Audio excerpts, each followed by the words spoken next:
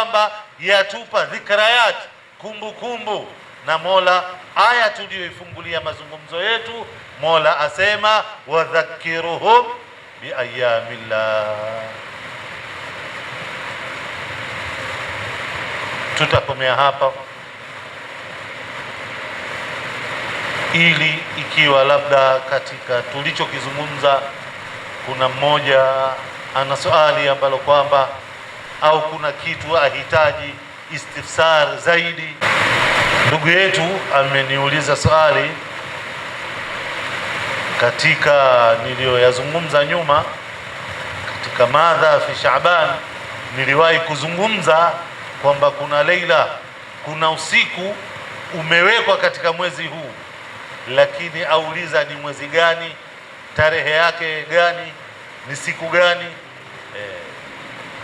Kiufupi kwa mwaka huu ishapita, lakini ni elimu, ni dharura, kwa sababu ikia uhai upo, Shaabani nyingine inakuja, wala haiko mbali. Lailatun nisfi, usiku wa kuangukia 15 ya Shaabani, usiku wa kuangukia mwezi 15 wa Shaaban, huu ndo waitwa Lailatun nisfi, na ni usiku ambao kwamba kwenye hadithi sahihi tuambiwa kwamba Mola Subhanahu wa Ta'ala husamehe madhambi ya kila atakayemuomba msamaha isipokuwa wawili, illa almushrik, mwenye kumshirikisha Mola, wa mushahid, tukasema aliyobeba chuki na husda, yani zile amradhul qalbi, maradhi ya moyo katika maisha yake, hampendi huyu, achonganisha baina ya huyu na huyu, fitna, mwenye zile amradhul qalbi, hafurahii neema za wenzake, hawa hawasamehewi mpaka kitu cha kwanza asafishe moyo wake. Suala lako la pili ni ibada gani makhsus iliyohusika katika huu usiku, si ndio Sheikh? Hakuna ibada makhsus katika hadithi iliyokuja tumba faqumu lailaha, usiku wake simameni mfanye ibada. Nishati yako wapenda kusoma Qur'ani, nishati yako wapenda kuswali, nishati yako wapenda adhkar. Kwa ufupi, ule usiku utie akilini kwamba huu ni usiku tofauti na masiku mengine, natakiwa ni ushughulikie kwa ibada utakayoifanya na Mola atakupokea. Hatukubainishiwa lipi na lipi lililothubutu kwa Bwana Mtume. Ulama wengine wametuwekea hili na hili, sisemi ni makosa, mimi nimelijibu kulingana kwamba kwa Bwana Mtume hakutukabidhi cha moja kwa moja, lakini utafanya unachokipenda, chaingia katika kile kipengele wafaalul khaira, fanya kheri katika usiku. Nafasi unayo, wapenda ule usiku uzunguke, ukipea na sadaka, ukilisha watu, upike chakula, yani kheri yoyote, ule usiku upewe sharafu yake, watu wajue kwamba huu usiku si kawaida, si usiku kama usiku mwingine. Na kwenye hadithi iliyokuja tuliambiwa kwamba kwenye usiku Mola Subhanahu wa Ta'ala yattali, anajitokeza kwa waja wake akisamehe wote. Naam, hili tuweza tukalizungumza pia kwamba hili siliko kwenye hadithi iliyothubutu sahihi ya Bwana Mtume kwamba hili jambo liko kullu laila, ni kila usiku. Kila usiku hii kitu kiko kwamba Mola anajitokeza kwa waja wake akinadi, yupo anayetaka kusamehewa, yupo mwenye shida, yupo mwenye haja, yupo mwenye hili, yupo mwenye mitihani, ni muondoshe. Iko hadithi yasema kwamba hii ni kitu kiko kullu laila, kila usiku. Sasa katika hii nisfi Shaaban umezidi nini? Kwenye nisfi Shaaban hadithi iliyokuja tuambiwa yattali'u lighurubi shamsi, pale jua likizama tu. Kwa hiyo nafasi yaanza magharibi, kwa hiyo inakuwa ni usiku mzima. Siku nyinginezo kuanzia saa 8 usiku kuendelea alfajiri, lakini kwenye huu usiku yaanza magharibi. Kwa hiyo ndio ukawa ni usiku wa kipekee. Nadhani tumefahamiana vizuri. Shukrani na jazakallah khair. Labda kiwa kuna mwingine mmoja kinachohitaji istifsar, shekhe wetu atuuliza jinsi ya kumsalia bwana mtume sallallahu alayhi wa alihi wasallam, kaifia, namna ya kumsalia bwana mtume sallallahu alayhi wa alihi wasallam. Aliulizwa mwenyewe bwana mtume swala hili, akawajibu maswahaba wake na akawafundisha waseme Allahumma salli ala Muhammadin wa ala ali Muhammad kama sallaita ala Ibrahim wa ala ali Ibrahim fil alamina innaka hamidun majid. Kufupi ni ile salatu ibrahimia, lakini ziko swiyagh ambazo kwamba ulama wameziweka na wamezijawizisha kwa sababu ikiwa hazijatoka katika mi'yari shar'i, kipimo. Sheria ina vipimo, inaangalia yale matamshi yako utakayoyatamka. Kuna wengine kwa kujua salatu ala nabii sallallahu alayhi wa alihi wasallam ndiyo kila kitu, wakachanganya salatu ala nabii sallallahu alayhi wasallam pamoja na dua. Tena na hili lilikuwa ni kitu muhimu. Lau utamuomba Mungu dua yako yoyote kabla hujatanguliza kumsalia mtume, dua yako haikubaliwi. Hakuna dua itakayopata kabuli kabla hakujatanguliza salatu ala nabii, na hili liko kwenye hadithi sahihi. Yule bwana mmoja aliswali msikitini kwa bwana mtume sallallahu alayhi wa alihi wasallam, farafa yadayhi ila samaa, akanyanyua mikono yake akimuomba Mola subhanahu wa ta'ala. Mtume amsikiliza, akawaambia wale maswahaba waliopo jirani yake, ajila hadha, huyu amefanya haraka.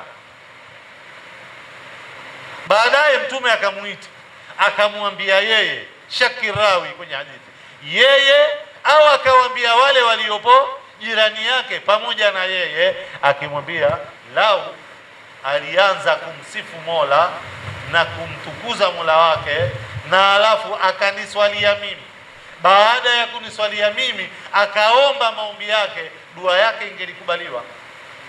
Ina maana dua yake, kilichokuwa pingamizi ya kumwomba Mungu ni nini?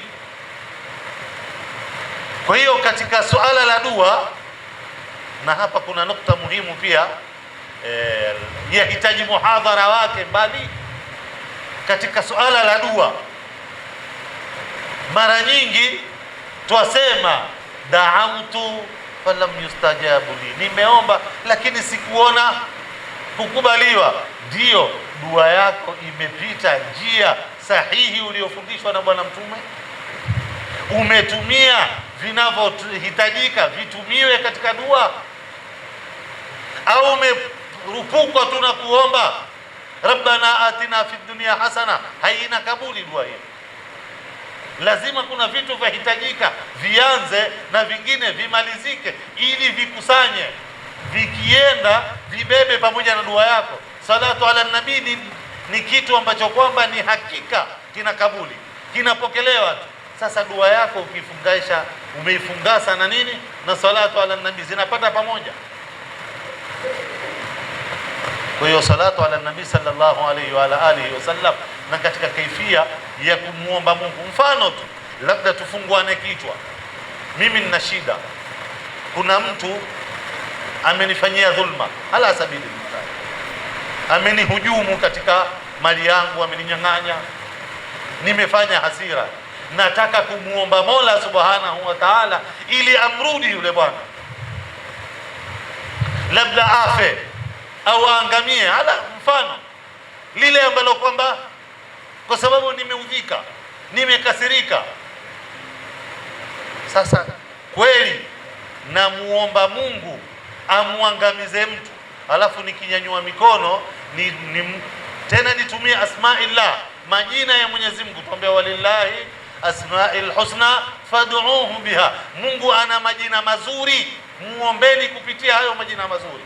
Sasa mimi nataka Mungu huyu aliyonishambulia, huyu aliyoninyang'anya, huyu aliyonidhulumu, na yeye amkamate, amdhulumu, amfanye kama alichonifanya. Alafu mimi nikinyanyua mikono nitumie jina la Mola, ya Rahman ya Rahim, Mola mwenye huruma, Mola mwenye sikitiko, uwa mwenye ruhuma na sikitiko anaua.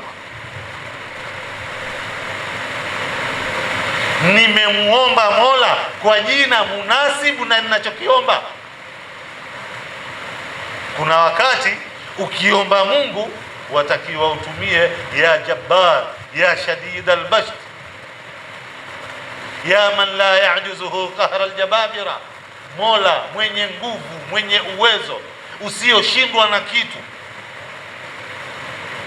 Ewe Mungu mwenye huruma, mwenye sikitiko, unahitaji riziki, ya Razzaq, ya Hannan, ya Mannan, lakini watumia ismu wa muomba Mola, unachokiomba hakiendani na jina ulilotumia. Alafu kuna vile ambavyo kwamba vya kuchanganyia, hukuzitumia, alafu wewe wahitaji na kabuli, wasema nimeomba sikukubaliwa. Dua ni kitu cha hitaji somo kamili, usome. Ukitaka kumwomba Mola ni ufanye vipi, utumie taratibu gani ili Mola wako akusikie. Si kwamba Mola hakusikii, lakini ni mfano ni kwamba sasa atashindwa kukuelewa.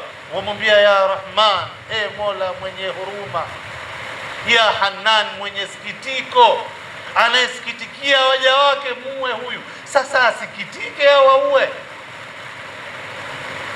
Nadhani tumefahamiana hapo.